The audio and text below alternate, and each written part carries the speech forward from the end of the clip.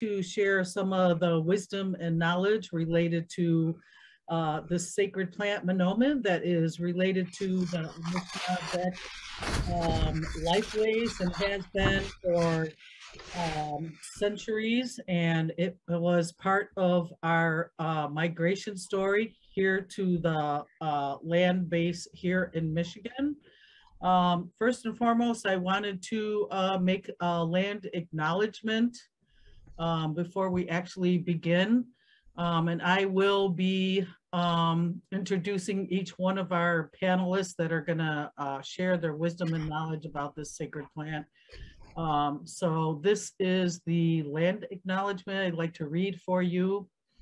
Yeah, first and foremost, I would like to thank the Michigan Family Farms Conference, who is hosted by the Michigan Food and Farming System, and was kind enough to ask us to come and share this wisdom and knowledge about this sacred plant. So I wanted to make that acknowledgement. And this is the land acknowledgement. The state of Michigan occupies the ancestral, traditional, and contemporary lands of the Anishinaabek, Three Fires Confederacy, the Odawa, Ojibwe, and Potawatomi. The Michigan Family Farm System recognizes historic indigenous communities in Michigan and those forcibly removed from their homelands. We further recognize the ongoing relationship of dependence upon and respect for all living beings of earth, sky, and water. Offering this land acknowledgement, we affirm indigenous sovereignty, history, and experiences. Chairman Gwetch for listening to that.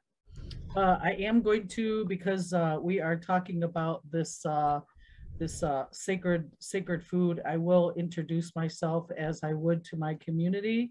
Ani Buju, Jannan, Cornstalk, Nadishnikaz, Wakanak Singh, Odawa, Cass Corridor, and Dojaba, Michigan, and Dodom. And what I said in my language is, my name is Jannan Cornstalk. I am from the Wakanak Singh, Odawa here in Emmett County. And I am a Turtle Clan. And my spirit name is Sin Michigan Clay, which is Stone Turtle Woman. And where my voice first sounded was in Cass Corridor in Detroit, Michigan. So I wanted to introduce our panelists, and we have Roger LaBine. So if you want to wave to us, Roger. There's Roger. Roger is from the Lac Vieux Desert tribal community in the upper, he's a band of the Lake Superior Chippewa. Roger is currently employed in the environmental department as a water resource technician. His responsibilities include monitoring the water quality of the surface waters in tribal territory and involved in Manomen restoration and monitoring program. Roger is also a tribal delegate on the Michigan Wild Rice Initiative and co-chairs the Education and Outreach Subcommittee. Roger co-chairs the Michigan Wild Rice Coalition. He is a consultant advisor on several Manomen research projects, the U.S. Army Corps of Engineers, University of Minnesota, and Manomen Restoration Project on the properties of the University of Michigan. He is a member of the Medewan Lodge and receiving his mentoring and teachings from the lodge, his grandparents and uncle. He was introduced to Manomen harvesting and Manomen camp in 1972 when he was invited to accompany them to an annual harvest in northern Wisconsin.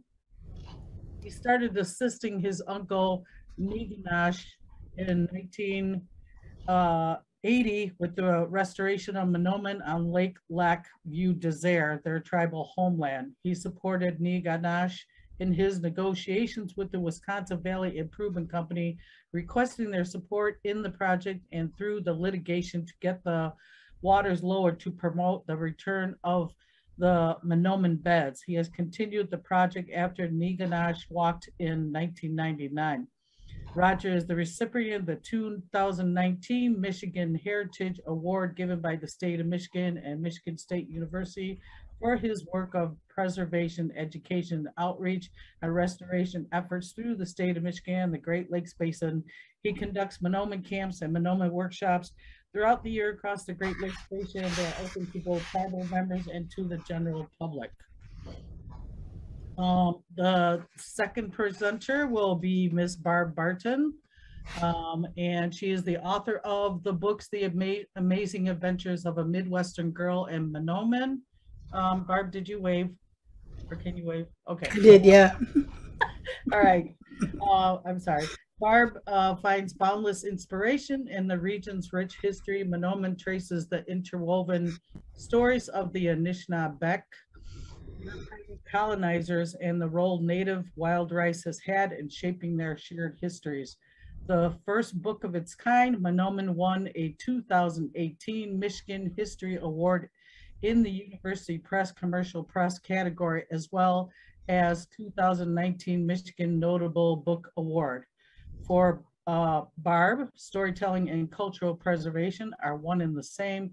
In addition to her nonfiction books, Barb has authored articles about the complex relationship between people and food for Michigan History Magazine and the Historical Society of Michigan's Chronicle magazine. Barb also travels the state as a public speaker and sometimes a folk musician, continues the oral traditions that have informed her research and writing. Barb is currently on a book tour for Manomen, is available for booking in the Midwest region. Our next, would it be Courtney or Nat is presenting after Barb? Okay, Nat, all right. Nat, you want to wave? Nat is an enrolled member of the Nottawassippi Huron Band of Potawatomi and the vice chair of the Michigan Democratic Party Anishinaabek Caucus. He has 7 years of both harvesting and restoration experience with Manomen. He has been a member of the NHBP Tribal Environmental Advisory Committee for 5 years and also a member of the NHBP Planning and Land Use Committee and the NHBP Election Board. Prior to that, he was an elected member of the NHBP Tribal Council and a member of the Board of Directors of the Firekeepers Casino Hotel. He has also worked on the Education Outreach and Harvest Regulation Subcommittees with the Michigan Wild Rice Initiative, MWRI, since 2018. Nat is also the project manager for the Anishinaabek Caucus team dedicated to having Manomen designated as the native grain of the state of Michigan. So thank Nat and Barb and Roger for being here. Courtney Caglia, give us a wave. There she is, beautiful Courtney. Courtney Caglia is a student of natural and healing arts, an environmental educator and earth advocate. She is currently attending the Institute for Massive Education while working as an office manager. She is a descendant of many peoples of the world over, including but not limited to the Sault Ste. Marie Band of Ojibwe, Italian, and Scandinavian peoples. She has been sharing Manomen knowledge and story with her mentor and great friend, Roger LaBine, for nearly a decade now and enjoys every opportunity to do so. So I want to thank each and every one of my panelists and for the Michigan Family Food Systems for asking me to facilitate and all of these presenters here. So why don't we jump right in, and we're going to go to Roger LaBine, who is going to share with us the origins and our migration story, which is where we believe like all things should begin, which is from the East. So Roger, Chimagwech for being with us today. Matikona Ben Disneycast, Gigu do a dem, Ojibwa Anishinaabe and Al, KK Gitagan and Nunjaba. As with Jannan, I said, hello, my name is Muskegon Lake, which is tree spirit or spirit of the woods or forest. I'm from the Fish Clan. I'm from the Ojibwa Nation, and I'm from that land of the old gardens, which is on the western end of the UP. And what I would like to start out talking about is the responsibilities that Anishinaabe have for Mother Earth and how the creation story happened. And it's important to start this conversation with that, as Gitche Manitou, or the creator, the Great Spirit, made this universe. And as he made that, and then he needed to have a provider and caretaker. And that caretaker is the Anishinaabe people. And in the beginning, we had that first original man was made half human and half spirit, and his name was Nanabuju. And Nanabuju went around and named all of the beings that the Creator made and put on Mother Earth. At that time, the beings had the ability to communicate with Nanabuju, and they actually shared with Nanabuju as they were being named what they would be providing and sacrificing for their caretakers when they come. And the person that walked with Nanabuju was Mayingan. And so that's why one of the important issues with Mayingan is the wolf. And so he came and he walked with Nanabuju. And at the end of that quest, the Creator told that they needed to separate, and what would happen to one would happen to the other. And if you look at the comparison between the wolf and the Anishinaabe people, where they went, and that's where it went. And so at one point, there was a lack of ability for communications, and so now the Anishinaabe people are the speakers for all those beings from Mother Earth, whether it be the water, whether it be Mayingan, whether it be the wind, whether it be the forest, whether it be about the fish, and even Mayingan, the wolf. We are those speakers of those resources and protectors of all those spirit beings on Mother Earth. And so that needs to be said. And then the migration story is about years ago, before we had those visitors, those Western world people. There was a woman who had this dream, and she was standing on this rise in the water, and she was facing the western direction where that sun sets. So she went and had a interpretation of that dream, and the spiritual advisors came back, and when they pursued this quest, they had 7 prophecies. And the prophecies that I wanted to share with you specifically is the first and the third prophecy.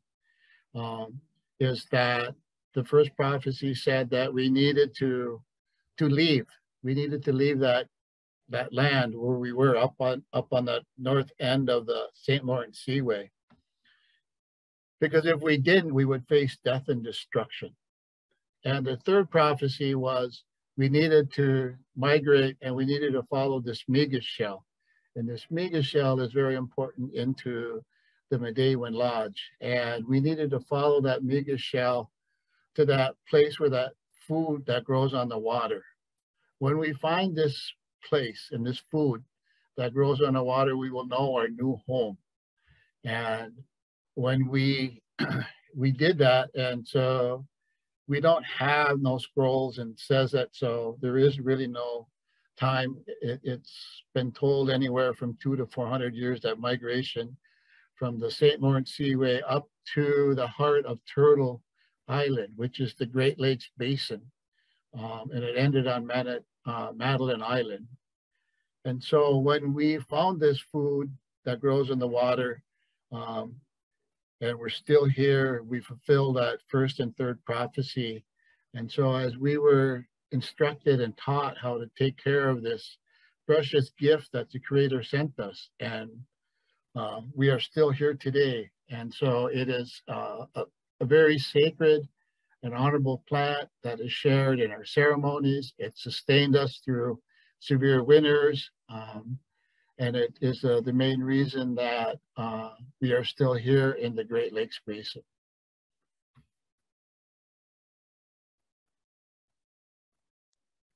All right, Chimigwitz Roger.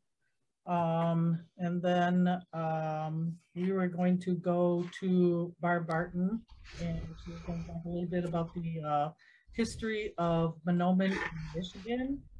And so Barb, I was wondering if you could do that. And I believe that Barb has some slides to share with us as well. So we're going to get some visual references as well. So thank you again, Roger, and thank you, Barb, for sharing. Sure. I'm really grateful that you asked me to present today. And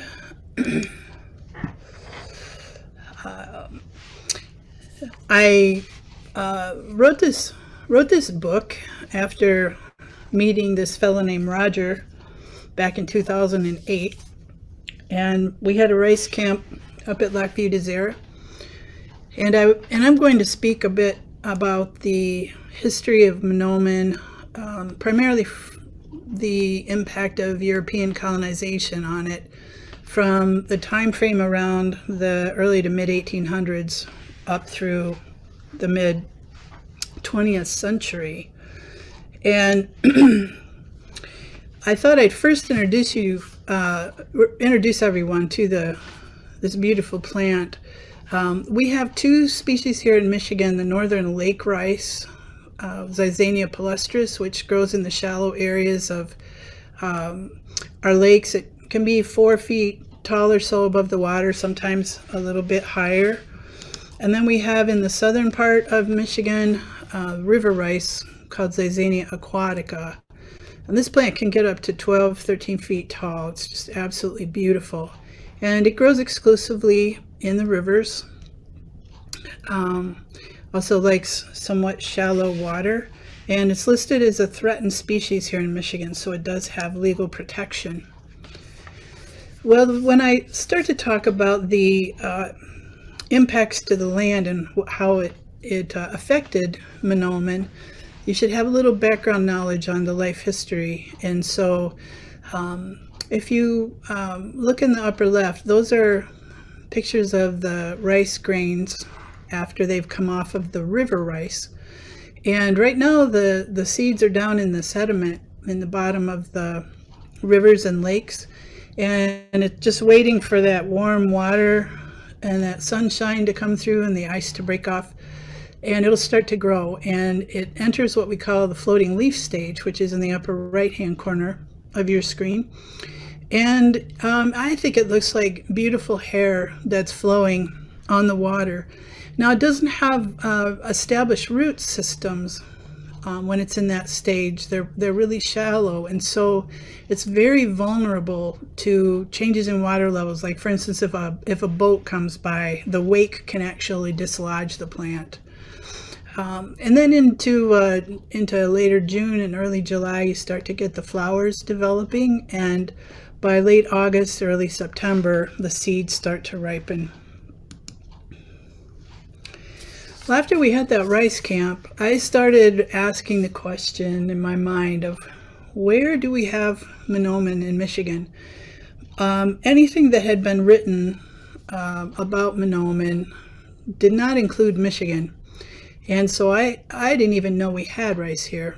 And so I started investigating, and I searched a lot of different sources for information, which I won't read this off to you, but you can see there's just a whole bunch of different places I looked. And my goal was to basically find every rice bed we ever had and every rice bed we have today, to be able to document that, so we had a good understanding of whether or not Manomen had declined, or whether it was stable, or whether this beautiful plant needed help, needed our support.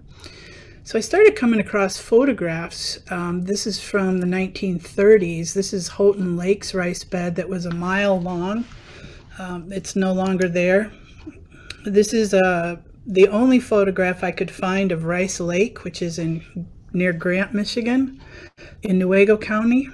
That lake is no longer there, but that was a huge rice bed. Here's an old photo that shows a rice bed up at the Tequamanon River at the Dollarville flooding. There is still rice up there, fortunately, but nothing like what it was back in the 30s.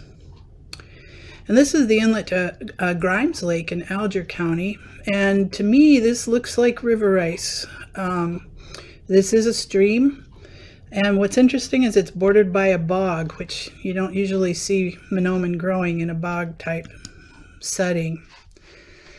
Well, I began creating a map in 2008, and you can see the top map shows all of the locations I was able to find that were historic, and what I called historic were sites that were known, I believe, prior to the 1990s.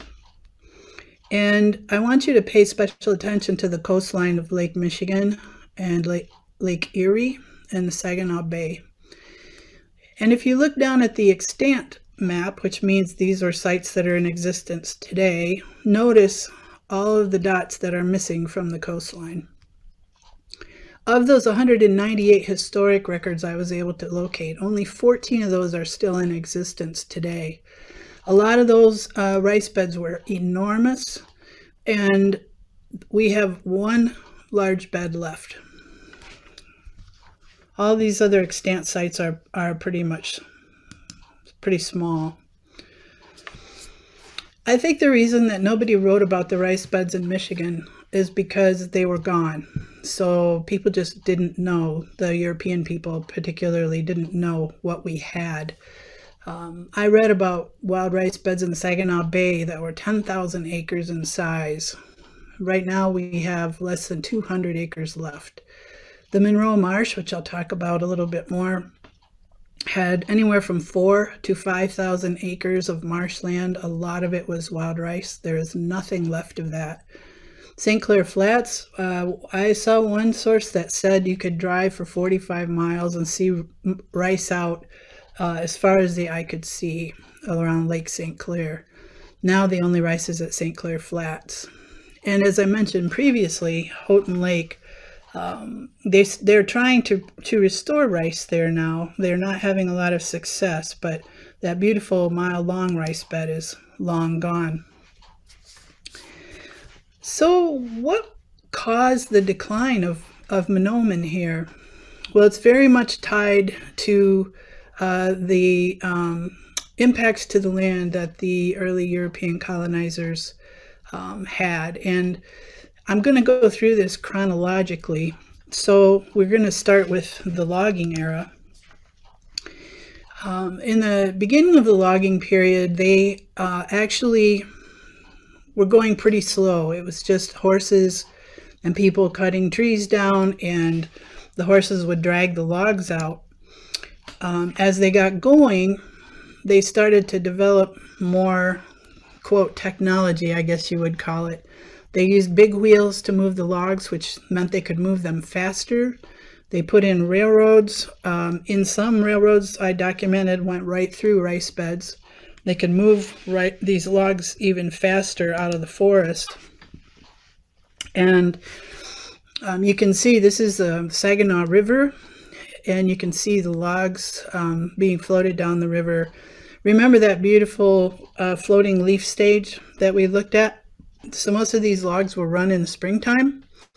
Nothing survived those log runs in terms of vegetation, and it was devastating to a lot of things in the water, including water quality.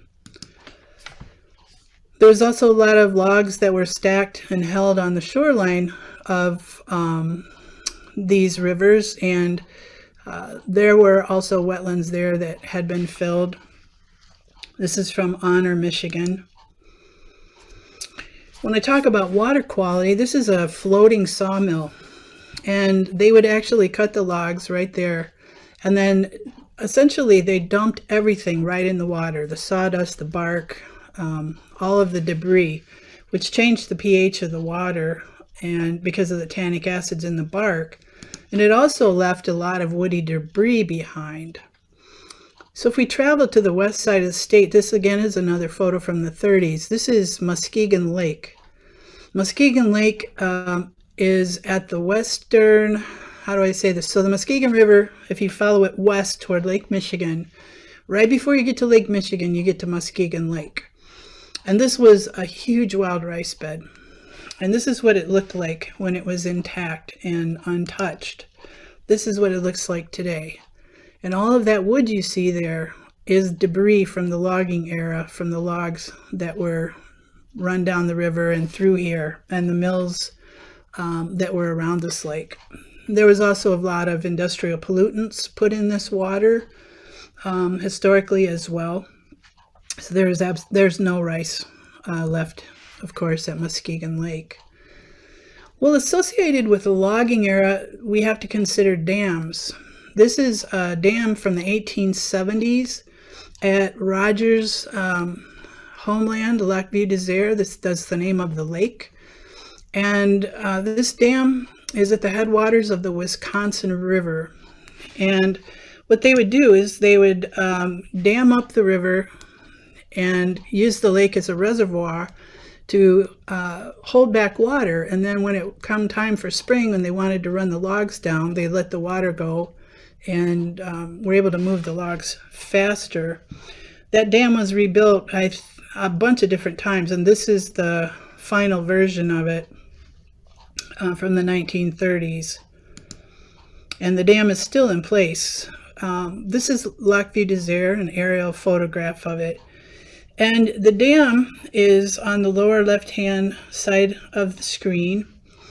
Historically, all of these bays that you can see in this beautiful lake had wild rice in them. And once the dam was put in, it essentially drowned all of the rice on the lake. And the tribal folks, Rogers tribe, lived here. This was their homeland. And because the rice was gone, a lot of people left and moved into Watersmeet, a nearby town, because they had to earn money to get by on, and they no longer had the rice to sell. And it really impacted the ricing culture at the tribe there, where in the past most families riced. Today there's only a few families that are ricing. On the very far right of the screen you can see Rice Bay, and where it says 32180. Rice Bay is, there's a rice bed there, and Roger can maybe fill us in during our question and answer time at the end, but the efforts to bring the rice back, they got up to about 100 acres. This is Rice Bay here, and for reasons unclear, as far as I know, the rice is not growing well anymore. But you can see the streaks of rice. That's where the canoes went, where people were planting off to the side. But these impacts that I'm describing happened all over Michigan, and so I'm using kind of like case studies to highlight what happened. So as we turned the 1900s, and I should say that in 1870 to 1890, that 20-year period, the entire state of Michigan was logged over. It's just such a short period of time. It's just mind-blowing. But once the logging era was over with, then we start to get into the industrialization period in the early 1900s. And we're going to go down to southeast Michigan now to the Monroe area. This is a channel that was dug from a paper company, a paper mill on the River Raisin. And they were literally dumping all of their effluent from the mill right into this channel, which then went out into the Monroe Marsh.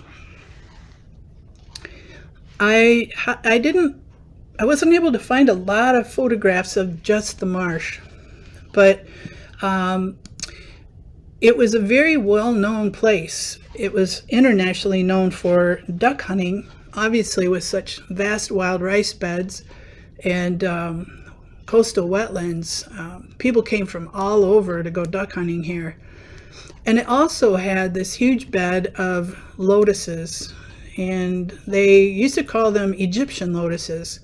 I don't know if they were planted or not. I'm not an expert in Monroe's lotus bed, but folks would come and pick the flowers.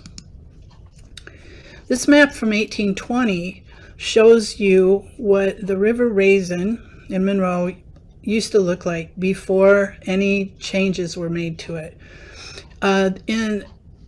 Right toward the mouth, you'll see an island that looks like the letter E. That was called House Island or Geyer Island later. That island is a place where there was a Potawatomi village there. The Potawatomi and the Shawnee would gather there, which was right smack in the middle of the wild rice bed. But what happened was in the 1830s, the Army Corps of Engineers decided to start putting a channel and dredging through there. They went right through that island. And you can see on this map, there's a straight line where right through those islands in that area. This is a vegetation map that was hand drawn in 1900, and the red areas are wild rice beds. Now I want to mention that in 1900 the Great Lakes water levels were high, and when you have high water levels on the Great Lakes, the water's so deep that the wild rice beds shrink and sometimes disappear. When you have low water, then the rice beds come back and are even more expansive. So you can imagine in a low water period, probably the majority of this marsh turned into wild rice. But over time, what happened was a lot of industries came to that river. There were paper mills, and Ford Motor Company was there, the municipal dump was there. Everyone was dumping their waste right into the river, and it was channelized even more starting in the late 1800s. So you can see now, this is a photograph that shows you the overlay of that vegetation map. So all that orange area is where the Manomen beds used to be. And if you look on the aerial view, that's the beautiful 4,000 acre Monroe Marsh, or was. It's completely gone now. There's a lot more interesting information about all of this in my book if you want to read further. So the other thing that was really impactful on Manomen was draining. And that started actually in the 1800s as well, during the logging era. And it started because of an epidemic of malaria, believe it or not. There was a peak in malaria in like 1859 to 1860. And people didn't know at that time what caused malaria. They just knew that it came from areas that had swamps in them. And so, of course, they put two and two together and they figure, well, the only way to get rid of whatever's causing it is to drain it. So this is an old map that shows you the Maple River up by Ovid, which is kind of north of Lansing. You know, the water in the rivers are the lifeblood of the earth. And this map shows what used to be a huge marsh. And all of these red lines are drains. And to me, they look like almost like cut marks on the surface of the earth, where they're taking and taking that lifeblood out of the wetlands and drying up the wetlands. A lot was for malaria, as I said, but it also was for agriculture later. Around 1900 or so, in Europe, they discovered that the malaria was transmitted and carried by mosquitoes. So they started putting oil and kerosene on the surface of the water here to kill the mosquito larvae. And of course, those chemicals are not at all good for any plants whatsoever. And that also had an impact on Manomen. I got a call one day at work from this gentleman. This is Frank Adewagijik. He's a member of the Wagonoxing Nation, the Little Traverse Bay Bands of Odawas. And he called and said, "Hey, Barb, I wondered if you ever heard of this little place called Grant, Michigan, over by Grand Rapids." And he told me that he had stories in his tribe about people harvesting rice in this little lake called Rice Lake. And it's now an onion farm. Did I know about it? I didn't. So I began to do some research. And I found this map from 1880 that shows Rice Lake. It's almost 2 3/4 miles long and a little over a mile wide at its widest, and it's surrounded by marsh. I believe this was the largest inland wild rice bed in Michigan. It's a very sad story, an interesting story that we don't have time to talk about, but as I showed this picture earlier, but this is the only photograph I was able to find of the lake, and you can see the vast rice bed on it. Well, 7 farmers decided they wanted to drain this lake. It's the headwaters of the Rogue River. They wanted to drain it to turn it into muck farming. Back in the early 1900s, muck farming was a big deal over in the Scandinavian countries. And as the people moved here from Scandinavia, they brought this type of farming with them. And so Michigan started to create these muck farms by draining wetlands.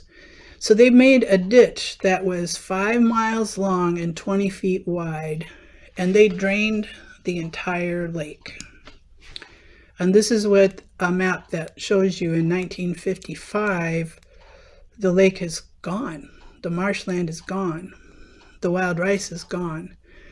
And I'm pretty certain that they did not talk to Frank's people about this and say, "Hey, we're going to drain your rice bed," because that would have been a very important source of food for the Odawa in the area. You can go there to this day. There's a road that goes right through the old lake bed, and you can stand in the middle of that lake and see the forest around the edge of it like it used to be. It's quite an amazing place. But those were the main factors, I believe, that caused rice to decline here in the upper and lower peninsulas. And as I said, if you pick up a copy of my book, you can get it anywhere. There's a lot more information about the history in depth, and also a lot of my tribal friends wrote introductions to every chapter. So the Anishinaabek story is in here. Roger's creation story is in here. There's a chapter on restoration, and there's a chapter on recipes as well. And then my contact information is at the bottom if you want to get a hold of me and you have any questions. So I'm going to stop sharing my screen now and turn it back over to you, Jannan.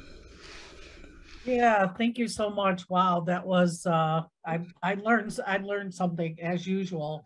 Yeah, I wanted to kind of do a little synopsis of some of the things that you shared and some of the things that might lead into a segue of what Nat Spurr is going to talk about. What I heard was that there was some climate change impacts, that there was quite a bit of human impacts, including logging. And as you were sharing some of those things, I was thinking of today, what are some of the barriers of our wild rice, the 12 tribes of Michigan wild rice efforts for restoration? What are some of the barriers? And I was thinking that one of them is that in the state of Michigan, at least my interaction or in different communities, that people don't even know that there was wild rice here or that wild rice even exists here in the state of Michigan. So as part of our efforts today, I'm hoping that we can kind of break that barrier and help people to acknowledge and get a little bit of knowledge of that, yes, historically there was wild rice here in the state of Michigan, and there is still wild rice in the state of Michigan. And the other thing is the nutritional value of, a lot of people think of Uncle Ben's is wild rice, which it is not. Our traditional way of how we view wild rice, and that there is a big difference in the nutritional value between white rice and wild rice. So I don't know if somebody had that screen to share with us briefly, but I think that that's really important, that also that the wild rice beds, to me, it represents that you have healthy, when you have that wild rice there, it shows that you have a healthy water system, and it also creates habitat for other animals, and everything from birds, and like you mentioned, back in the day they did the duck hunting. So there is that too, a consideration for that when we do our restoration, that we're also helping the whole ecosystem of that rice bed, or that land base there, that it has. Let me see, how do I undo my little symbols here? Oh, I can't. Well, anyways. And then the other thing was the drainage, the 1990s, the oil and chemicals. Right now we have a really big concern with PFAS in the state of Michigan, which affects our groundwater and wells and things like that. And then there are other things around the state of Michigan that may, I think that Nat is going to talk a little bit about the impact of the Enbridge oil spill down there by Marshall. There's those types of impacts today that are still happening, that are threatening our wild rice initiative and restoration efforts. And then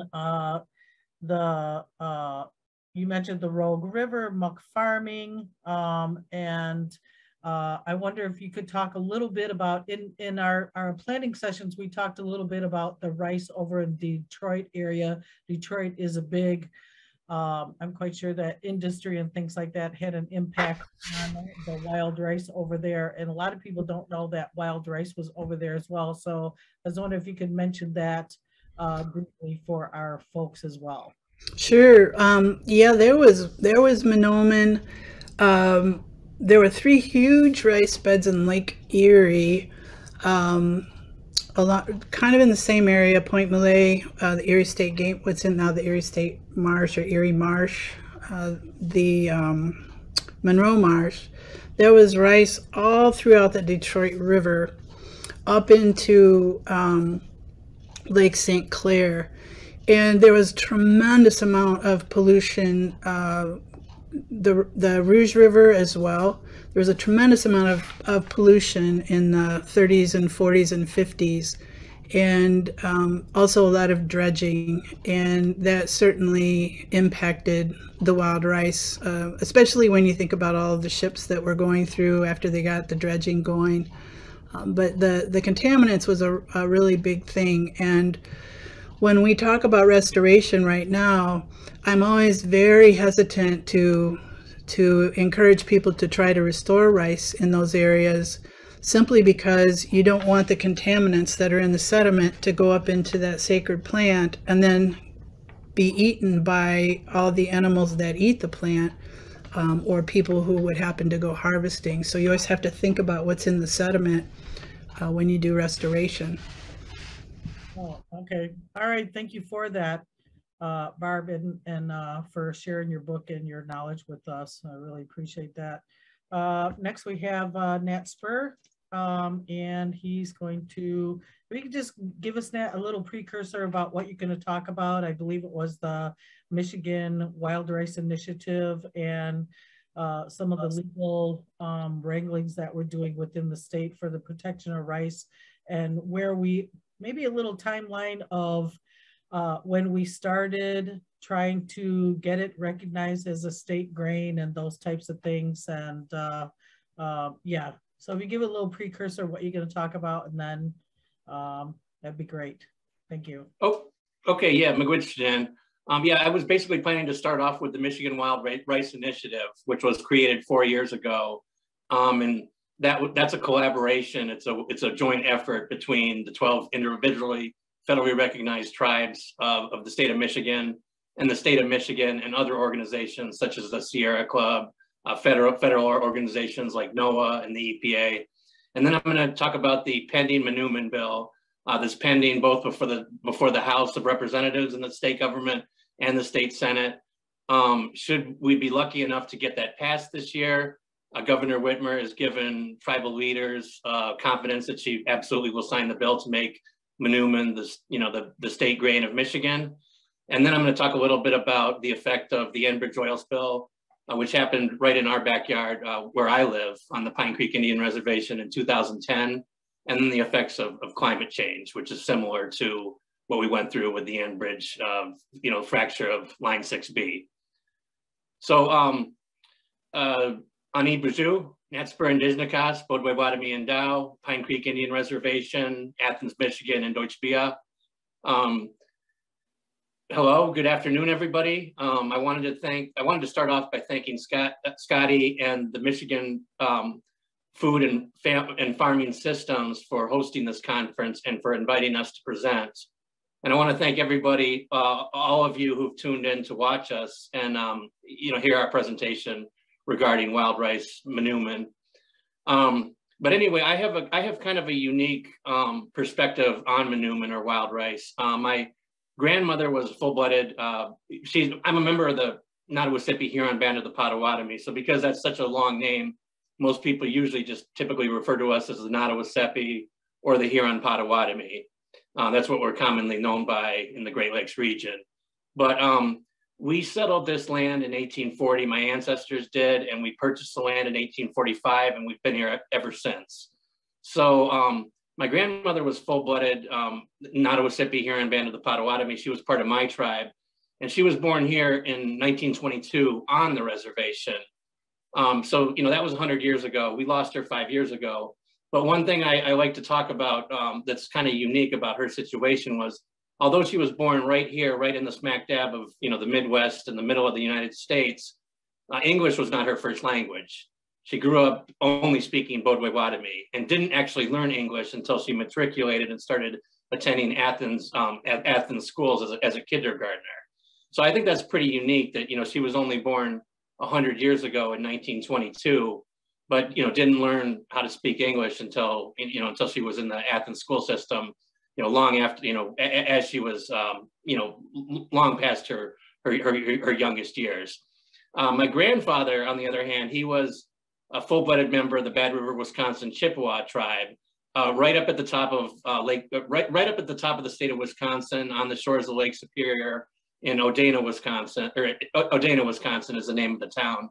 But I was first exposed to wild rice or Manoomin at the age of 3 or 4, because although, as Roger and Barb both pointed out in their presentations, Manoomin used to be everywhere throughout the state of Michigan. It used to be in probably almost every single body of water, whether it was a stream, a river, a lake, an inland lake, and even parts of the Great Lakes or Lake Lake St. Clair. And for over the past century, Manoomin has been under attack by things like boating, channeling, dams, drainage, as Barb pointed out, pollution, and now climate change. I mean, every single thing has affected the ability of Manoomin to flourish and to, and it was basically pushed to the brink of extinction. So when I was growing up, I mean, we didn't have any Manoomin, we didn't have any rice beds in this area, the area where I live now, Pine Creek Reservation, which is about 15 miles south of Battle Creek. It was gone, it didn't exist. And it didn't exist until our tribe started a restoration program in 2007. So 15 years now, we've been restoring wild rice. We're part of the St. Joe River Watershed. The St. Joe River is a river that's over 200 miles long, starts up to the east of us in the Jackson area and flows all the way and empties into Lake Michigan in St. Joe, Benton Harbor area. So we're in that watershed, but we also do a lot of restoration and a lot of Manoomin research in the Kalamazoo River watershed, which is just to the north of us. And that's where the line 6B fracture occurred that was operated by Enbridge in 2010, so about 12 years ago. And we're still dealing with the effects from that. It basically stalled our Manoomin program for, it eliminated access to the river for 5 years after that point. But the point I wanted to make is you know, despite the fact that Newman was almost exterminated from, especially the lower half of the lower peninsula of Michigan, as I was growing up, and we were still very well connected to my grandfather's tribe, you know, Dana, you know, the Bad River, Wisconsin Chippewa tribe, I got a chance to go racing, you know, at the age of 3 or 4, and it was incredibly, I got it was established to me that it was not only extremely important as a food group for our people, you know, going back hundreds and hundreds of years. I mean, it accounted for 1/6 of our economy, you know, throughout the Anishinaabek people in the Great Lakes region.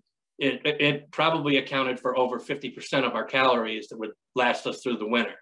So it was incredibly, you know, it had an incredible spiritual significance, not only as being a food staple that was so important for our people's survival in the tough Michigan winters, or in my grandfather's tribe's case, the, you know, northern Wisconsin winters, you know, just south of Canada on the shores of Lake Superior.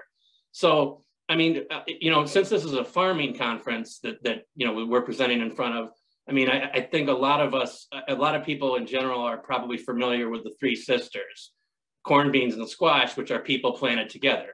The corn would provide, you know, a trellis for the beans to be able to climb.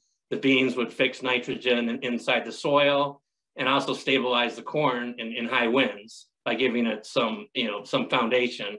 And then the squash would, you know, the sharp leaves would prevent it from being from, you know, the whole area from being attacked by, you know, or eaten by deer and raccoons and other predators. And then the squash would also keep the soil moist and prevent weeds from coming into the area. So our people, this was an incredibly, you know, spiritually and culturally significant to our people, the three sisters, corn, beans, and squash. And Manoomin is exactly the same. I mean, it was an incredibly important and a vital food source for our people, but it had an incredible spiritual and cultural significance as well. And so I think individually, the Michigan Wild Rice Initiative was created, you know, 4 years ago in 2018. But the whole point of it was each of the 12 federally recognized tribes in Michigan has had their own wild rice restoration program or Manoomin restoration program for over a decade. As I mentioned, my tribe has had that program for 15 years now. But each tribe has focused and put a lot of money and resources into not only doing research and cultivating wild rice and try to restore it to be, you know, stewards of Manoomin, but now, like the purpose of the Michigan Wild Rice Initiative was to bring that to team us together with like the state, the Michigan DNR, other organizations, federal organizations like the National Oceanic and Atmospheric Administration, EGLE, which formerly the Department of Environmental Quality, now it's known as the Department of the Environment, Great Lakes and Energy, the federal EPA, the Michigan Sea Grant, and private, you know, environmental groups like the Sierra Club, the Audubon Society, to basically have us team up together, the 12 individually recognized tribes, with other entities of the state and federal governments and private entities as well. So this is something we've been working on for a long time. I mean, Roger and myself and Barb have all been, you know, active in subcommittees for that organization, but it's something that, you know, we've been working on as a, you know, for a long time. And one of the projects that came out of that was the Newman Bill. We came up with this idea about 4 years ago to establish Manoomin or wild rice as the state grain of Michigan. And we first had it introduced to the state government in 2018. And after the election in November of 2018, we basically just, you know, ran out the clock. We ran out of time. And the bill, you know, never got to a vote. It's, you know, basically stalled in its tracks. We reintroduced it in 2020 toward the end of the session. And unfortunately, what happened then was there were hearings regarding the election that were going on at the state government at that time. And after one of Donald Trump's lawyers, Rudolph Giuliani, came into town, exposed other members of the state government to COVID, they canceled basically the last 3 weeks of the session. And because we hadn't gotten, because the bill was not in its final stages, it stalled again. We ran out of time, and we didn't get it to come to a vote. Well, we reintroduced it this year. Representative Ronnie Peterson of the 54th District of Ypsilanti introduced it in April of last year, so April of 2021. And then just last month, Senator Adam Collia of the 2nd District in Detroit introduced it to the state Senate, and immediately there were 27 co-sponsors of the bill. So there's only 38 senators total in the state government. We had the support of 27. So members on both sides of the aisle, it was a bipartisan effort. It's something that the state government, supports wholly. And I'm not sure if we have some pictures to be able to show, but my tribe hosted an event in, actually, let me pause for a second because I couldn't get this to turn off.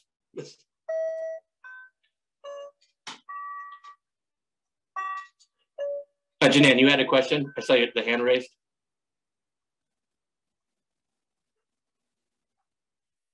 I think you're muted. Yeah, I had several questions. I'm taking notes as you're talking, so I'll just wait till you're done, and then I'll ask those questions. That's all right. Okay, perfect. Well, this was an event that my tribe hosted back in September of 2018. So it was that's actually Governor Rick Snyder winnowing the rice, heating it up. This was attended by several local politicians. In the picture right there, at the far right in the white shirt, that's a picture of Carl Bednarski. So he's the president of the Michigan Farm Bureau, has been in that position since 2014, I believe. Aaron Miller was a state representative at the time, a Republican member of the state house from St. Joe County. And then you have our tribal council, the four to the left of them. So Jamie Stuck, the tribal chair, Nancy Schmidt, the tribal secretary, Jeff Chivas, the tribal treasurer, and Homer Mandoka, the tribal sergeant at arms. So 4 of our five members of the tribal council attended as well.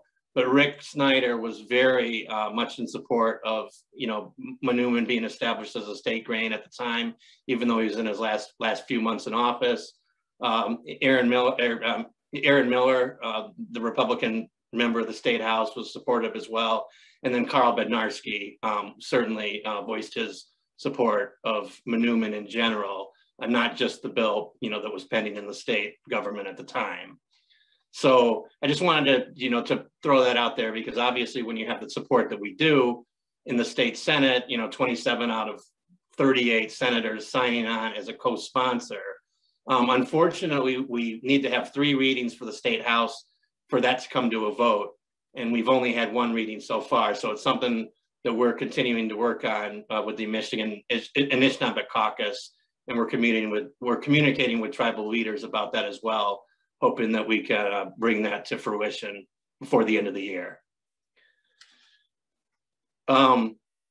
Next, I wanted to talk about, as I mentioned before, and just before I forget, those bill numbers are in the bill in the state house is bill number 4596. And again, that was introduced in March 25th of last year and still pending. And then Senator Collier's bill is Senate Bill 802. So hopefully we can bring that to a close and get it to, the governor's office for her to sign before the end of the year. And then, as I mentioned before, my tribe, we're located about 15 miles south of Battle Creek.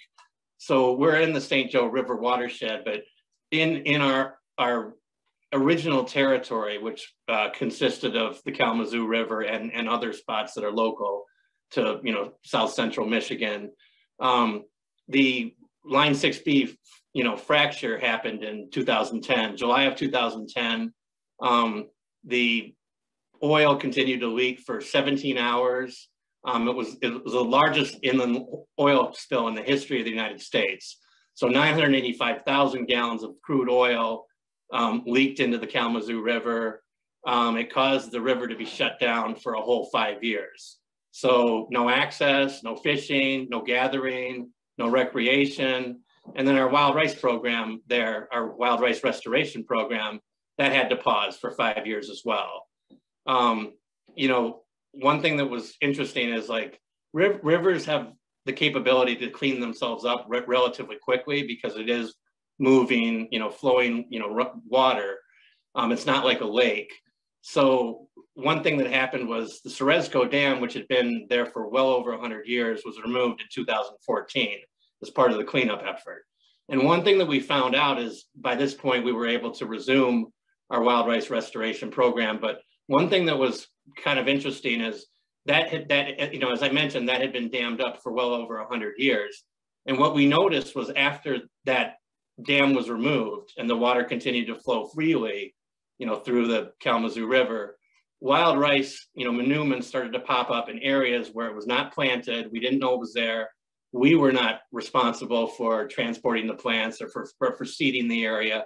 And one thing that we found out was these plants had been dormant since that dam had been put in. And because they hadn't been exposed to oxygen, they hadn't been exposed to the elements of, outside the water. That wild rice popped up on its own after being dormant for well over 100 years. So it was really something that was interesting for us to see after we were able to resume, that wild rice restoration program, that it was that resilient as a plant. It had been dormant for over 100 years. So that was something that was interesting. And then, obviously we touched, I know that Barb and Roger both had touched on this, but, climate change has been the newest predator or threat to wild rice that we've been able to see, especially with as warm as the climate has been these past 3 summers. We had an incredible amount of growth both in the Kalamazoo River and in the Nottawa River, which is the river that that is just south of the reservation. Pine Creek flows into the Nottawa River, which eventually flows into the St. Joe River. And one thing that we noticed was, because of the high climate, temperatures that we've had, we had incredible growth with the plants and incredible success until about the end of July. And then, this was 2019 and 2020. It was just attacked by a bacteria called brown spots. And although we had the best growth that we've ever had during the whole history of this project, the rice was wiped out shortly before being able to, harvest. Manoomin seems to peak at very late August or early September, right around Labor Day each year. And these plants were just completely wiped out by this bacterial disease called brown spot. And that was because of the high climate temperatures that Manoomin had never seen before. So as we noticed during the season last year, although we didn't have as much growth as we were hoping for, we did notice that Manoomin seems to have built up some sort of an immunity, because last year we didn't have the problem with brown spot that we did in 2020 or 2019. It seems like Manoomin is resilient enough to build up some sort of immunity. And we had a lot better luck last year than we did in the previous years that were affected by the high temperatures. So I'm welcome to answer any type of questions that anybody might have, but I do want to pass this back to Jannan, at this time. But again, I wanted to thank everybody that's tuned in to watch us and to, attend this presentation. And I wanted to thank the Michigan Food and Farming Systems as well for inviting us to this conference. McGwitch. Thank you kindly, Nat. Yeah, I did take some notes as well while you were talking. I personally am really appreciative of the collaborative and supportive efforts of people like the Audubon Society, the Sea Grant, the Michigan DNR, NOAA, EGLE, the EPA, it really is going to take, you know, beyond the tribes, and part of that is building those relationships and having people know that that plant exists. And for me, as an Anishinaabe, when I mean, all of the rice needs clean water, which is like that's the bottom line. It's like it is a plant that really needs to have water, and when it is a clean water system, that reflects that that area is a healthy environment for the plant, for the animals, for the winged, the two-legged, all those things that use those rice beds as well. So there's something to say about that. In our planning sessions, we had talked about, you know, some people may be like, oh yeah, well, I want to go out and I want to plant some rice and I want to help and things like that. So I was wondering if each one of you could talk a little bit about the importance of not necessarily, I wouldn't say it's like deterring people from going out, and, you know, it's not like when you grow corn, you just go out and plant it and, you know, like that, but there really is a lot of consideration. There really is a lot of spiritual significance, those types of things to, you know, growing and maintaining rice and doing restoration. So a little bit about how people can help, but also that the importance of not just going out and, you know, going and throwing some wild rice seeds out into your, you know, local marsh. So we had talked about that in our planning session. So I was wondering if each one of you could talk a little bit about that, and then we're going to have a segue into Courtney. Thank you. Yeah, I mean, I would say that to us as Anishinaabe people, the spiritual significance of Manomen, it's not just for us. Yes, it was an incredibly important, maybe the most important food source that we had available to us, but it was for everything. It was for the birds, that, you know, to help with their migrations, you know, south, you know, as they were headed down south, you know, to spend the winter. It's incredibly important to fish populations. I mean, when we'd be ricing and, you know, seeds would fall into the water, that was incredibly important for the fish population to be able to thrive and survive, you know, upon. I mean, it's food for muskrats, you know, mammals, other mammals other than humans. I mean, reptiles and amphibians, you know, it's a food source for all of us. And it's something that we view as something that's incredibly vitally significant just to have a healthy ecosystem from top to bottom. I mean, it's something that's incredibly important to the environment that goes well beyond human population. Barb or Roger, did you want to weigh in on how people might be able to help, but at the same time be going to do it with on the side of caution, I guess you could say? What I would like to add is that it is not the intent to turn Manoomin into an agricultural crop. Manoomin is what we call in the Western science a keystone species. As Matt said, and the habitat that it grows in, the conditions, you know, the pure water, the high quality of water, it was only beneficial to our ancestors to maintain and to respect and honor this plant, because as subsistence, you know, people, it enabled us on a year-round basis to be able to, you know, for the fish, for, you know, all the beings that survive and become dependent on this plant, and actually put food on our table, whether it be the beaver, whether it be the duck, whether it be the goose, whether it be whatever. It was always there. I mean, it would draw in food for us, and that's why a lot of the initial tribal communities were always located on a rice bed or a large rice bed. And so the advantages of bringing it back, you know, are great, but it is not to be an agricultural crop. And there are a lot of things that need to be considered before you take a crack at trying to bring it back. A lot of things have got to be considered. Yeah, and I would add to what Roger was saying that most people don't know the difference. The wild rice, the Manomen we're speaking of, is a wild plant, and it lives free out in the marshes and the lakes and the rivers.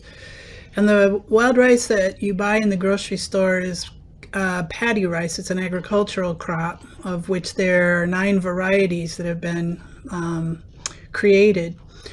And if the genetic material from those plants were to get out into the wild population, it would be devastating for the wild plants because of the traits that are selected for to make it successful as an agricultural crop. Most of it's grown out in California, some in Minnesota. But the way I think most people can be supportive of Manomen is to learn about it, to be supportive if there's restoration efforts going on in their area. If they're interested in helping with restorations, contacting the tribe nearest them, or work with Ducks Unlimited or other organizations that are doing restoration.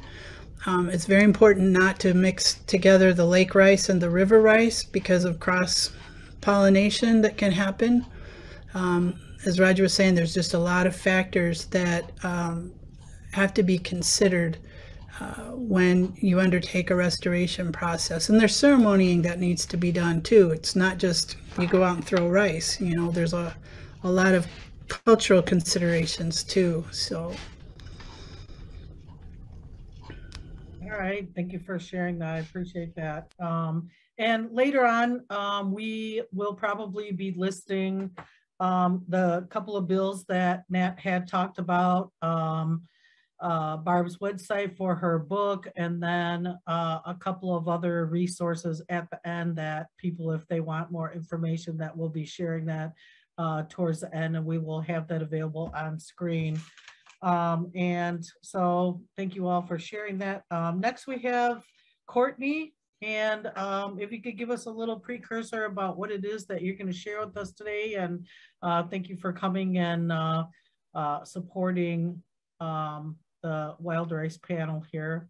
I met Courtney at the Waters Life Festival. We had a Manomen panel there, so that was, you guys did an excellent job, and I really didn't have to say a lot of things. You guys like basically carried the panel, but I appreciate that. So yeah, Courtney, take it away. Bonjour, Gitianaquidque de Chacas, Wabajeji, Boyd, Dodem, Jibwe Anishinaabek, Quinofo, Casnordatha, Sanitalia, Bawating, and Dojaba, Kalamazoo, and Nodohako. So my name is Courtney, and I'm so glad to be here, and glad I can do a rice panel anywhere. Water is Life Festival was fabulous. You know, water is life, gotta support.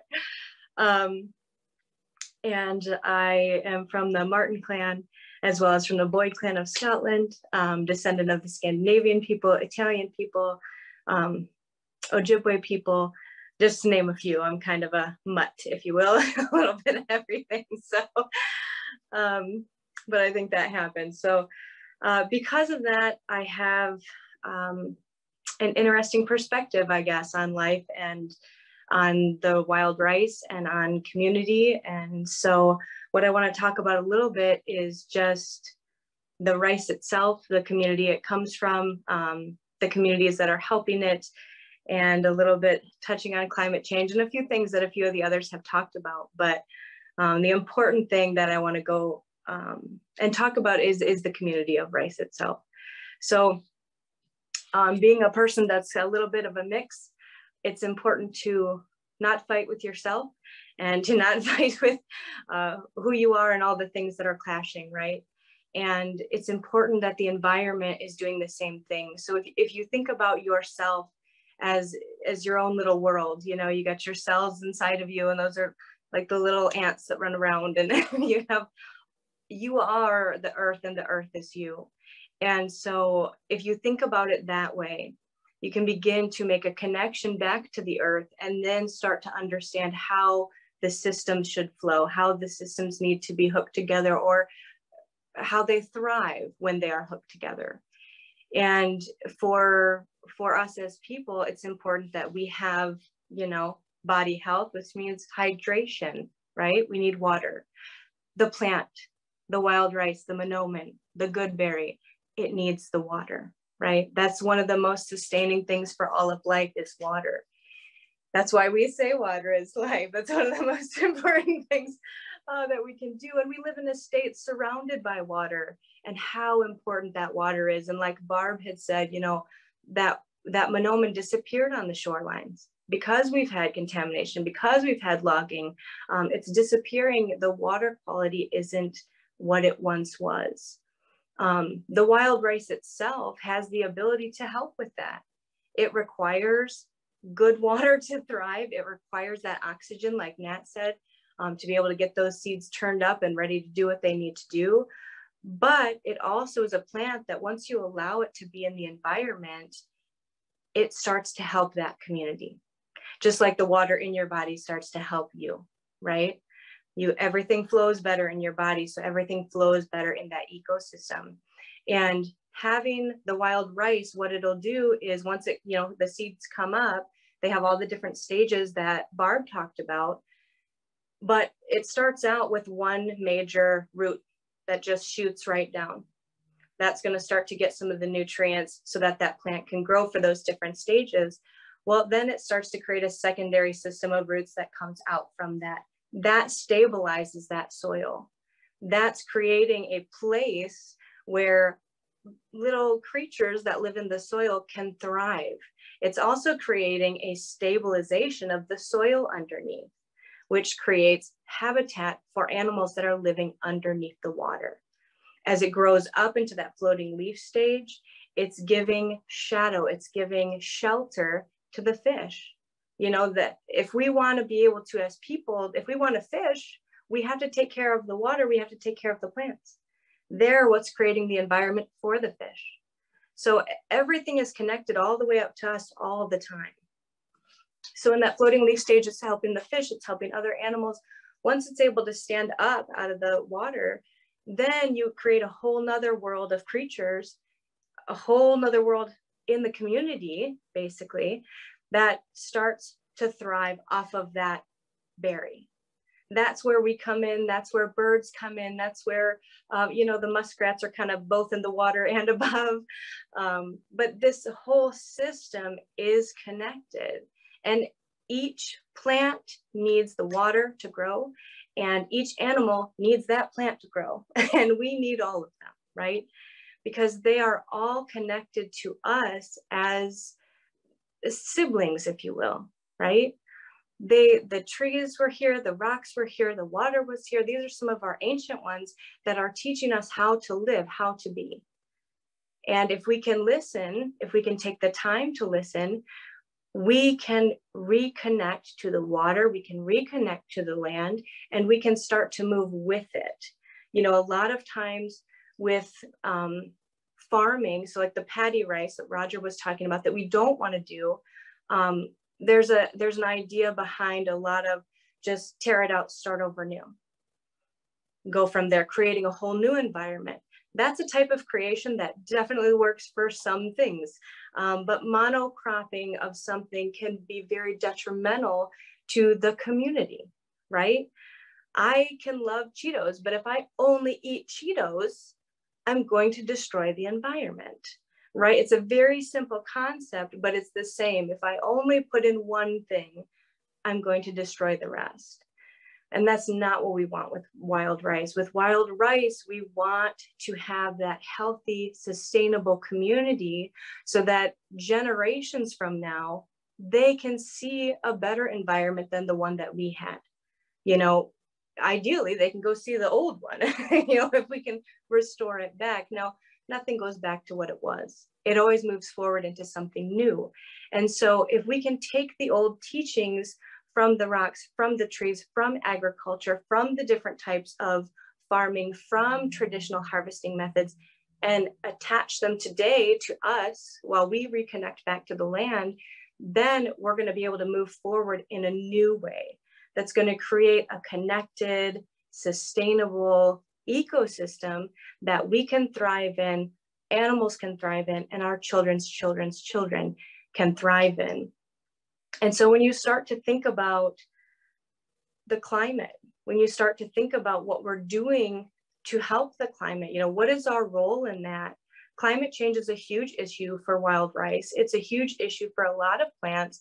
You know, the maple trees, some of the two top sustaining foods for Indigenous North Americans in this area was the maple sugar and the wild rice. And with climate change happening at such a fast rate, we're going to see declines in both of those things. And those are life-sustaining foods. They're things that we rely on not only for our nutritional value, for, you know, our families, but it's something that's also relied upon by the spirit for the Anishinaabe people and for many people around the world who have culture that connects them to the land and their teachings are to the land. You know, knowing the connection and the spirit significance of the plant helps us to walk in a good way and to do what we can to be stewards, like Roger said, of the plants and of the food systems. So, you know, for me here, it's wild rice, it's maple sugar, it's, you know, walleye. it's the food that we like to go out and harvest. And it's also the recreational activities of people in Michigan. You know, you see pure Michigan, and what do you see? You see water and water sports and activities. That's our community. Our community is surrounded by water. And so it's our job to understand that, to know our role in the environment, and then to step up and do our part to maintain that so that we can always have these foods and these opportunities to feed our children, basically. So as the climate is changing, we want to make sure that we're kind of preemptively knowing about that, I guess, instead of just ignoring it or saying, oh, we'll deal with it later. We need to think about what can we do to help. You know, can we plant trees? Can we plant rice? What can we do to help the waterways and the landscape and, you know, the air quality? And I think one of the simplest lessons that kids get in school is that trees give you oxygen, right? And we have to not forget that the plants are life givers as well. They're giving us air to breathe. And if they're working that hard for us, we need to be working that hard for them, you know, to sustain their life. And I think that's something that we all need to remember, and just do our part. And as far as planting the rice goes, you know, Barb was totally right. You've really got to get with whoever in your community is already doing restoration work, whoever, you know, tribal communities, whatever it is. We all have to come together to create the land that we need to survive. And if we can go and learn from people who are already restoring, or go to rice beds that are need restoration versus trying to take something and throw it and hope it grows, you know, that's a wasted seed. If you're a gardener or a farmer, I am definitely a gardener who loves my vegetables. I just want to grow what I want to grow sometimes. And it's hard to remember to keep the balance. But if you know anything about that, you know that your seeds are precious. And you know that your seeds need to be taken care of when they're seeds all the way up in their growth until you can get the fruit from them. So you can't just pick seeds and go throw them wherever you want. You know, that is throwing your seeds in the trash. That's wasting that precious, precious little gift that could feed many people. You know, one little seed can feed many people. And that's the life of a farmer, is you have one seed and eventually you feed a bunch of people from it. And it's the same with the rice. So we need to care for that seed, whether we're out harvesting, whether we're helping restore the beds, whatever it is, from start to finish, there needs to be care for that life source, and for the then ecosystem and community that it's connected to, and out and out and out until we are all taken care of. Yeah, I think that's mostly what I wanted to touch on, is just remembering the connection to all things and how sacred that can be, and how not only it's part of our community of people and culture and whatever, but it's also part of the spirit realm, which is the reflection as well. So, and when you think of things that way, that they have connection to all stuff, it reminds you to be respectful instead of just thinking of something as, oh, it's just this one thing and I'll go put it over there. No, you know, and inherent within traditional or older languages is a description of what you're talking about. So there's an inherent buildup of understanding or trust or respect that isn't always in the English language. You know, English can sometimes be more of a like a trader's pigeon. It can sometimes be more of a like, this is called that and this is called that. You know, like it's this very simple labeling system. Whereas some of the older languages from around the world are really going to describe to you what it means. Just like with Manomen, it doesn't mean wild rice. It means the good berry, you know, and depending on the language, everybody has a different word for wild rice, which explains in a different way how important that rice is.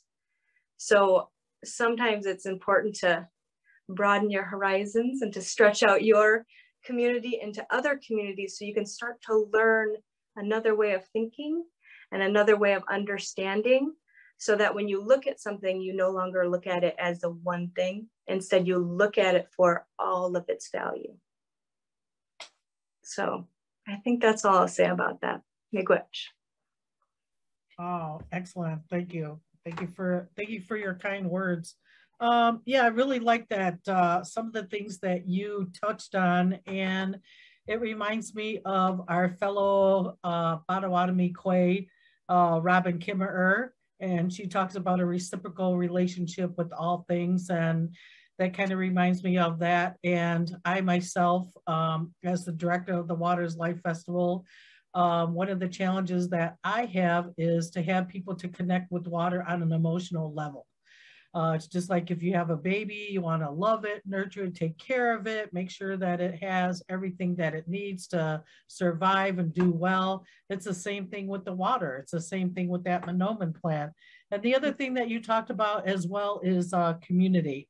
And community for the Anishinaabek is like everything. One of the worst things that you can do for an Anishinaabek is when you banish them or ostracize them. That's like the absolute worst, because community is like so important to us. And so our community with the four-legged, winged-legged, two-legged, and knowing that you also talked about them being our siblings. And like I said, I look at water like that is my relative. How do I treat my relative? I'm not gonna you know, be, you know, mean and distasteful and all that to, well, some relatives it ain't, but I'm not going to. But anyways, majority of our relatives, you know, we want to treat them in a good way, you know. So, and then you talked about the monocropping. I don't know a lot about that, but yeah, the different stages and recognizing those, and that water quality is super important when it comes to Manomen and what that reflects, you know, for the other species as well. That, like I said, when you have healthy water, it says something about your environment and the different biozones away from that rice, that it creates habitat for many, many other species. So that is like super significant. So I really did not have much more to add. One question that I did have was, I'm gonna kind of put you on the spot. Barb, did you ever make a wild rice song? I never did. It's just so, you know, it's so special, it's so sacred that there's just not words. I just can't find the words for it. I've been collecting old poems from like pre-1900. People wrote poems about wild rice. And there's one in particular that was written by a woman in Lafayette, Indiana in the 1800s. And it's the most beautiful description of Manomen I've ever seen or heard or read, I guess. I haven't heard it yet because I didn't recite it, but if I could only aspire to come up with something like that. There's not words in the English language, I don't think, to talk about Manomen and really get the essence of the spirit of the plant. Yeah. Wow, thank you. All right, well, I think that we will wrap up, and if anyone has anything else that they would like to share at this time, please chime in. Again, I wanted to thank our host and the Michigan Family Farm Systems and the Michigan Food and Farming Systems for asking us to be here today and sharing this wisdom and knowledge about this sacred plant, our Manomen. And so if anybody else has anything, we'll start with Robin and then go to Barb and Nat and Courtney if they have anything they wanted to add or anything to emphasize the Michigan Wild Rice Initiative or anything like that. One of the things I guess that I haven't heard yet from the panel is that this plant actually was misunderstood. It was interpreted as an invasive species, as a weed. And a lot of the people, when I say people, I'm talking about riparian owners, sports enthusiasts with their boats and a lot of other things. They don't appreciate what wild rice is. And that's part of what the Michigan Wild Rice Initiative is trying to do that education and outreach, as well as trying to do the restoration efforts. So one of the other things that, like in Barb's topic and, being diminished, one of the things the initiative is trying to become familiar and identify yourself with what wild rice is. There is an effort to try to do an inventory, and it's going to take a whole group of people to be able to identify, as in Barb's presentation about where wild rice is and to be known. I mean, we need all walks of life, whether it be the farmer, whether it be the conservation officer, whether it be the hydrologist, whether it be the forester, whatever walk of life or whatever job profession you have, become familiar with what wild rice is. And if you see it, note it, and try to identify it and get it confirmed that it's there. Like right now, it's the reason that Nat's doing what he's talking about is because it's not a recognized resource or important. A lot of action to protect it and to preserve it is prohibitive, and it just makes our job that much harder.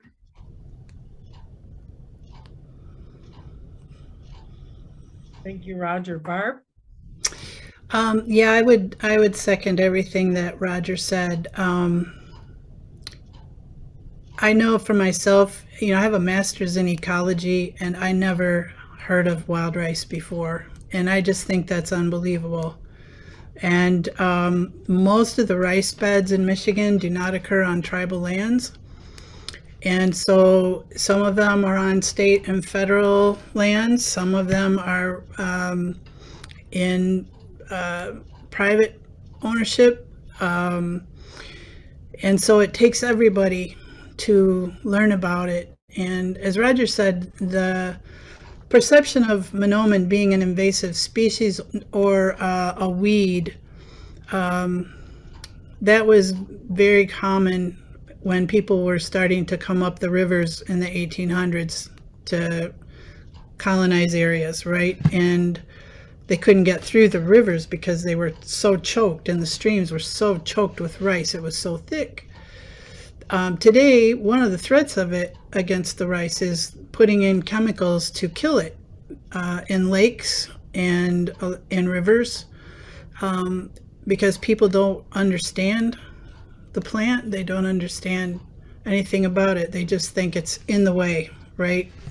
So I think it's really important for people to learn about all things Manomen, and most importantly, to respect the plant for the cultural significance and spiritual significance it has for the Anishinaabe. Thank you much, Barb. Matt? Jannan. Yeah, as Roger just pointed out, I mean, that is the reason behind the Newman Bill. It's also the reason behind the Michigan Wild Rice Initiative. We want to educate the public.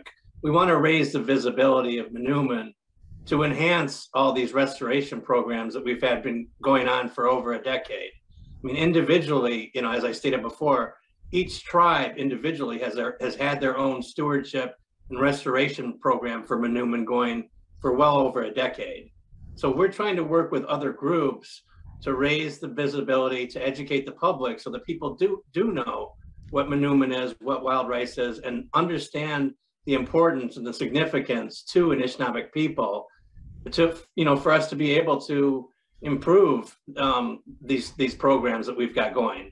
Well, you know, we felt that if Manomen does become the state grain of Michigan, it'll educate people to the extent that we'll qualify for more grants. We'll be able to increase funding for these programs to enhance the restoration programs that we've had individually going on for Manomen for more than a decade.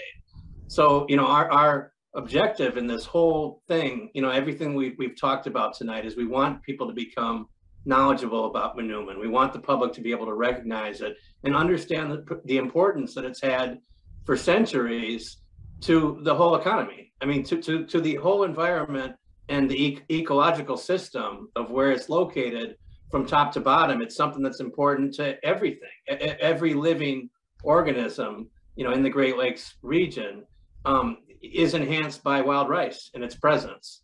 So, you know, that's been my main objective, you know, and Roger and Barb, and probably Courtney as well, have been on the ground fighting for Manomen and fighting for restoration way longer than I have. You know, I'm you know, new to this program. I mean, as I stated in the beginning, I've been aware of the importance of Manomen my entire life, but I've only been on the ground doing work for, you know, the last 4 or 5 years. I've only been exposed to these programs for the last 7 years. So, I mean, Roger and Barb and Courtney have put in a whole lot more time than I have, but that's what our objective is. We want to enhance all these education programs. We want the public to be more aware of how important it is to our people, and it's important to the whole environmental system from top to bottom. McGwitch.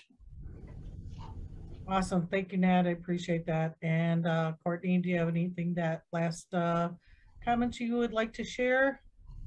Yeah, I think for me, one of the greatest takeaways that I always come back to whenever any of us get together to talk about rice is the fact that it's us coming together to talk about it. And we come from all different places, all over the state, from all different cultural backgrounds.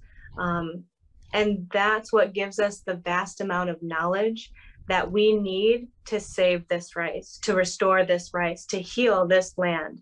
And that's what we're doing with restoration work, is we are healing the land by being a part of the land. And that healing always starts from the inside out.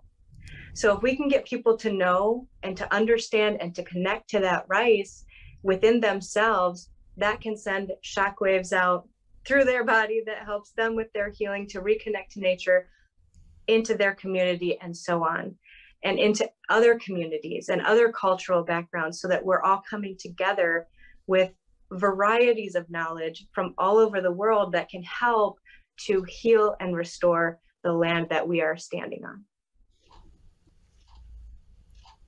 Oh, and I happen to have some wild rice right here. I can pull this off my shelf. I'm trying to grow some rice. It's a great commodity to have. Yeah, so I want to thank each of the panelists today, and again, the Michigan Family Farms Conference hosted by the Michigan Food and Farming Systems. It was my pleasure to sit on this panel with each of these individuals, and I hope to get another opportunity to do that. Again, I'm the director of the Water is Life Festival, and which I'm going to do a short plug, takes place Labor Day weekend And maybe we'll have some wild rice doings up there, processing or educational things like that. And I guess that's it for now. So I want to thank Roger LaBine, Barb Barton, Nat Spurr, and Courtney Caglia for coming today and sharing their wisdom and knowledge. And we hope that people will join us in the restoration efforts and the process of the bills that are going to be presented before the Senate and the state of Michigan. Miigwech. Miigwech. Bamapi. Miigwech. Bamapi.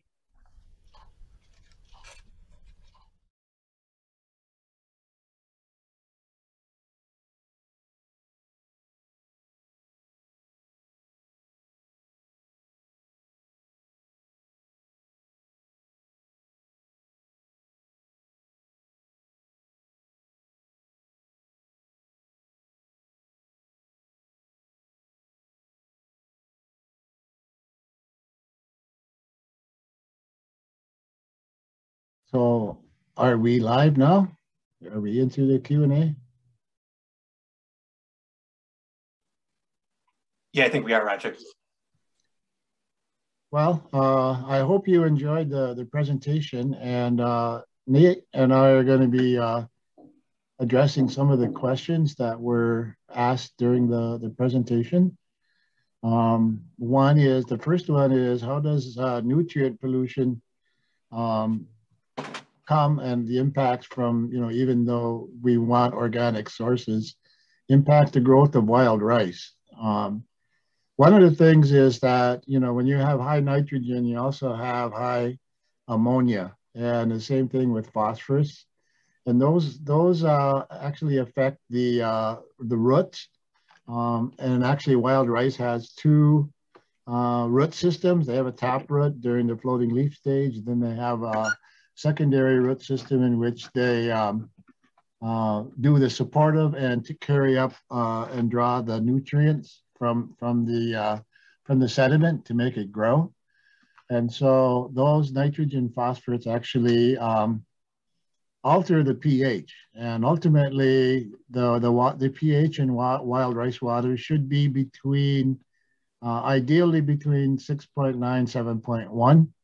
7.1, basically neutral. And so when you start getting some of those other things that alter the pH, it will impact the rice.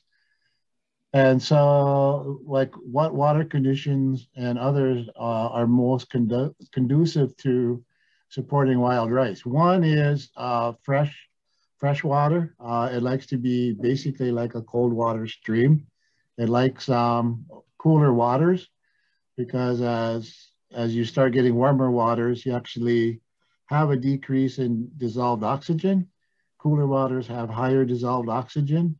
You also like to have a flow rate, some movement within your water.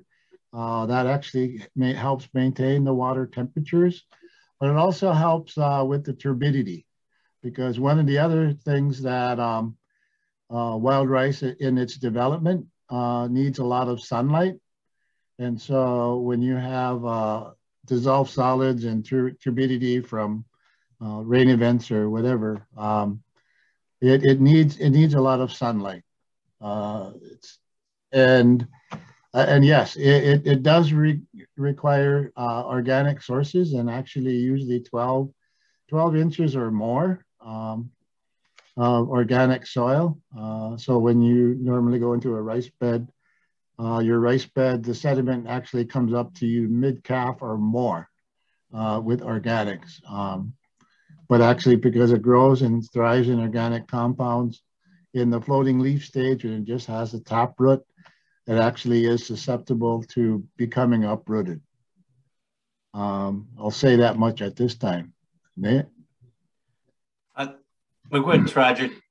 And again, I want to thank all of you for joining in and watching our presentation. I want to thank Michigan Food and Farming System for putting on this whole thing. It's a real honor to present. But my first question is, when folks work to naturalize shorelines, does it ever show up in seedbed that sometimes reemerges? The answer is absolutely yes. Wild rice seeds can remain dormant for years, decades. We've seen it reemerge in many places where we've had restoration efforts going on throughout the state of Michigan. But the best example I can cite at this time was when the 2010 Enbridge oil spill happened, when line 6B fractured in the Kalamazoo River in my tribe's original ceded territory. That was the largest inland oil spill in the history of the United States, 985,000 gallons. The oil continued to pump out for 17 hours. But the Ceresco Dam, which is not far from Marshall, if anybody knows where that is, it's just east of the Battle Creek Kalamazoo area on the Kalamazoo River. That dam had been built in 1840. It was removed in 2014 as a part of the effort to clean up the river. So it'd been there for 174 years. Well, one of the things we noticed was after that dam was removed to speed up the flow of the water to clean up the river, after that dam was removed, we saw wild rice emerge all over that area. And these obviously seeds have been dormant for 174 years, or more. And we saw them pop up. This were not part of a restoration effort because that was all halted in its tracks for 5 years after the 2010 oil spill. But it was pretty amazing to see wild rice emerge that had been dormant for that long. And the reason was that it wasn't exposed to oxygen for that long. So it was able to remain under the soil and then started to grow again after the dam was removed. So we've seen examples like that all over in the state where all of our tribes have had restoration efforts. I'll move on to the second question. How do you know you are near wild rice beds in restoration areas? Are there visible barriers or signs to help protect the rice seeds, the rice beds from boaters? This is a very tough question for me to answer. Where Roger lives up in the top of the Upper Peninsula, he deals with only lake rice in that area. I'm about 30 miles north of the Indiana border in southern Michigan, about 15 miles south of Battle Creek. I live on the Pine Creek Indian Reservation. So here we have Zizania aquatica, which is the river rice. This does not, although it starts to grow in the spring, we don't see it pop out of the water. It only grows in the water, of course. We don't see it pop out until very late May, early June. So not until after Memorial Day, usually, we don't see any signs of it. Now, when we get to August, when it's in full bloom and getting, approaching the harvest season, it could be 12 to 15 feet out of the water. So there, it's impossible to miss. Well, a lot of people confuse it for being a cattail or being just a weed or an invasive species that's a nuisance. And I think to raise awareness for people to be able to identify wild rice from something else, the best thing I could recommend is just there's lots of videos. Roger's done a few that are on YouTube. We've got pictures. The pictures published all over the internet for both the lake rice, Zizania palustris and Palustris interior, and Zizania aquatica, the kind of rice that I work down with in southern Michigan. The best way is just to look at it. If you look at it in a picture, it doesn't look too much different than a cornstalk when you look at it up close. But given the fact that it's only really visible from early June when it's really, really small until late August, mid-September at the latest. It's something you really have to get used to visualizing to be able to identify. And that's one thing we've had a difficult time with boaters and other people. I mean, we've had situations even very close to the reservation where people spray our plants with weed killer, Roundup, thinking it's just a weed.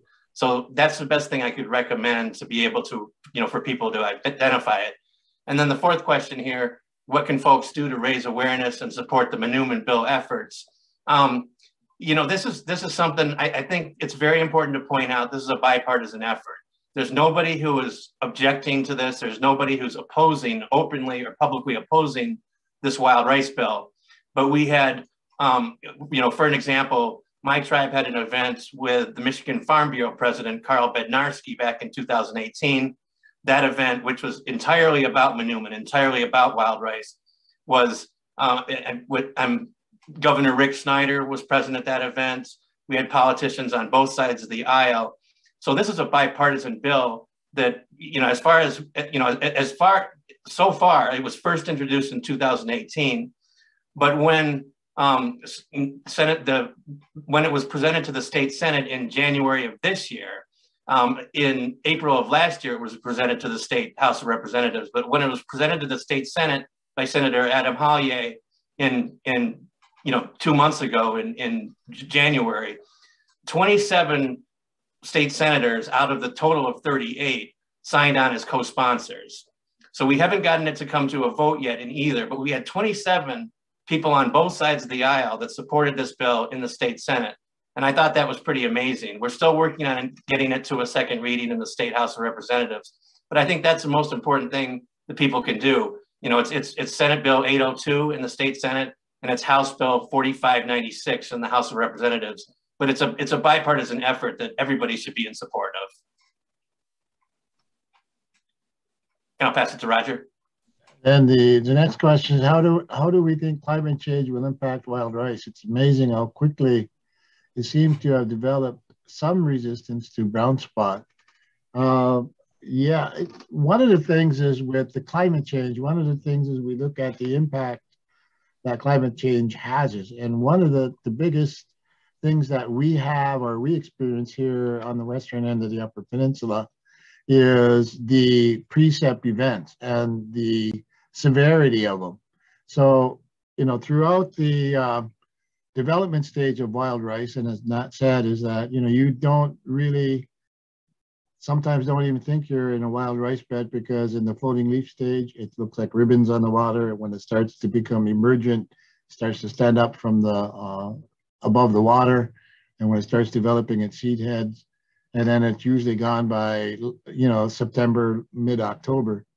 But one of the things is when you do have strong or high stem densities, when they're really in their peaks, that's when you actually have are exposed to the brown spot, because the wind actually itself doesn't have the ability to dry out those plants with the moisture from, because when it grows in that time of the year, it grows. The brown spot, and that's one of the things that it actually affects the seed head. When you have a high brown spot or heavy brown spot, it can decimate a wild rice bed. But the other things is the high precip, massive, precip events, where you get large amounts of rain in short periods of time.